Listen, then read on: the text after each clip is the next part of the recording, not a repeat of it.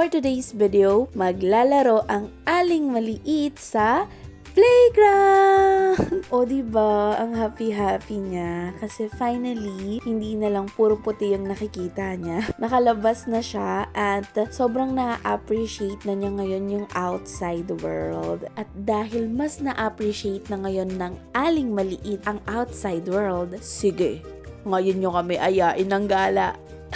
Char! Okay. So, back to the moment. Nung pumunta kami dyan, maaga pa kasi yun. So, yung mga stuff is nililinis pa nila. Yung playground, sinasanitize pa nila bago sila magpapasok. And guys, yung playground dito sa Taguig na pinuntahan namin is outdoor playground siya and public playground din siya. Pero as you can see naman na konti lang yung tao that time and konti lang din yung mga chikiting kasi morning yan and weekdays din. So, yung mga bata na sa school pa that time, kaya naman parang solong-solo namin yung playground. Sinadya ko din talaga na maaga kami makapunta sa playground para makapagpaaraw na din and para hindi masyadong crowded. So, makakapag-explore ng malala si Via. Nako guys, sobrang gusto niya mag-explore sa playground. Ayaw na niya magpahawak sa akin. Siguro na si isip niya, sige mami, okay na, kaya ko na yung sarili ko, ako na to, pabayaan mo na ako. And nakakatawa talaga si Via that time kasi makikita mo na na-appreciate na niya yung mga outdoor play.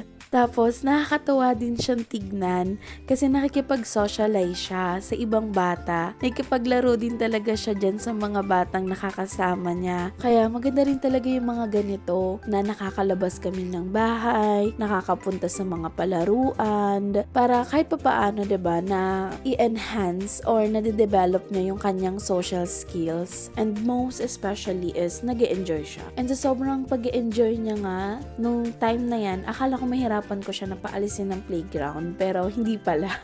Yan. So, kusa na din naman siyang bumaba ng playground. Siya na din naman yung umalis. Siguro napagod na din siya. Pero bago kami umuwi, nagstay muna kami kasi nga alam ko gutom na yung bata na yan. Kain na, kain.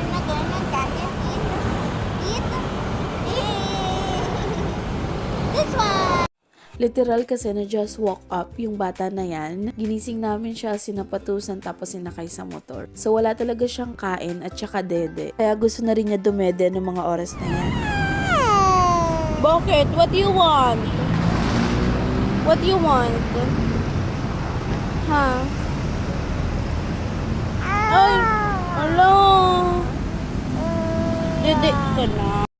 Dahil nung naglalakad na kami pa uwi, napagod na yung aling maliit. Gusto niya nang magpakarga sa akin, pero dahil napagod na rin ako, ayaw ko siyang kargahin. Kaya ito na lang yung naisip ko para hindi siya magpakarga.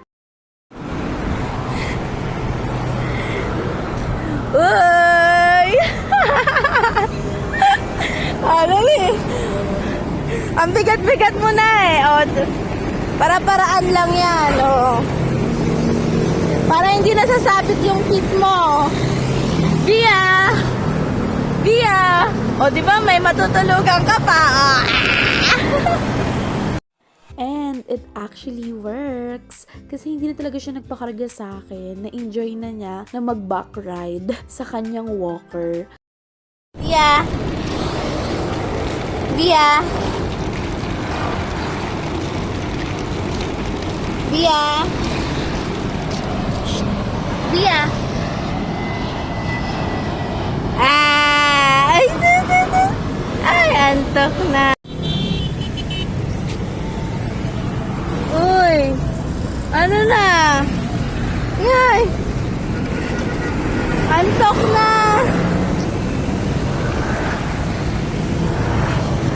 Kawawang bata, uy! Napagod? Uy! Pagod ka? Bia! Bia! Napagod na. Yan na, Pagod na. Uy, Pagod na ang baby. Tapos, ayun, ending, nag-tricycle na lang kami kasi sobrang pagod na siya, tapos inaantok na siya. And ang init na rin kasi nung araw kasi that time siguro mga 9:30 na yon ng umaga kaya talagang sikat na yung araw. Then, sa tricycle nga, nakatulog na din siya nung time na yan. Kaya bagsak na talaga siya. Tapos hanggang sa makauwi kami, tulog din siya. So, yun lang naman for today's video. Thank you for watching. Babu!